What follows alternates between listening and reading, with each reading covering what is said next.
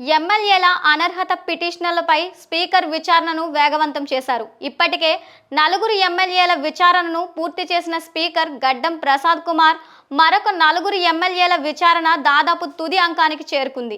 ఇప్పటికే స్పీకర్ విచారణలో ఎమ్మెల్యేలు తెల్లం వెంకట్రావు, సంజయ్, పోచారం శ్రీనివాసరెడ్డి, అరికపూడి గాంధీల పిటిషన్లపై ఎమ్మెల్యేలు, పిటిషనర్లు వాదనలు, క్రాస్ ఎగ్జామినేషన్లు జరిగాయి. కాగా విచారణలో ముగింపు దశలో నిర్వహించే మౌలిక విచారణకు స్పీకర్ బుధవారం నాడు చేపట్టారు. ఈ విచారణ అసెంబ్లీలోని తన ఛాంబర్లోని స్పీకర్ నిర్వహించారు. మొదట భద్రాచలం ఎమ్మెల్యే తెల్లం వెంకట్రావుపై ఫిర్యాదు చేసిన ఎమ్మెల్యే కేపీ వివేకానంద పిటిషన్ పైన మౌలిక విచారణ జరిగింది. ఈ విచారణలో పిటిషనర్ల తరపున న్యాయవాదులు తమ వాదనలను వినిపించారు.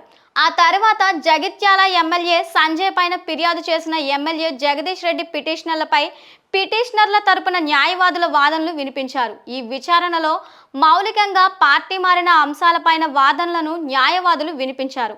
కాగా గురువారం జరిగే విచారణలో ఉదయం 11 గంటలకు petitioner Suryapet MLA Jagadish Reddy versus Banswada MLA Pochavaram Srinivas Reddy, ఉదయం 12 గంటలకు petitioner Koratla MLA Kalvakuntla Sanjay versus సేరి లింగంపల్లి ఎమ్మెల్యే అరికపూడి గాంధీల పిటిషన్లపై న్యాయవాదులు తమ వాదనలను మౌలికంగా వినిపించనున్నారు.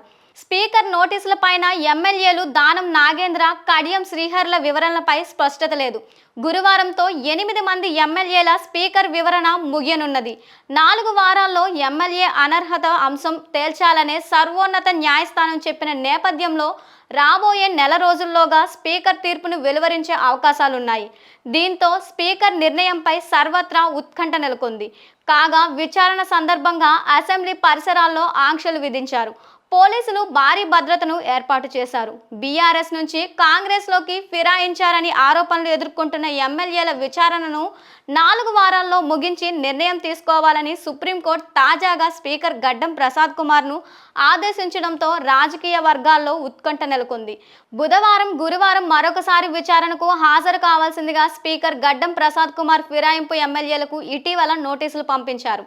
ఈ మేరకు బుధవారం తెల్లం వెంకట్రావు, డాక్టర్ సంజయ్ కుమార్ హాజరయ్యారు. గురువారం పోచారం శ్రీనివాస్ రెడ్డి, అరికపూడి గాంధీని విచారణకు హాజరు కావాల్సిందిగా స్పీకర్ ఆదేశించారు.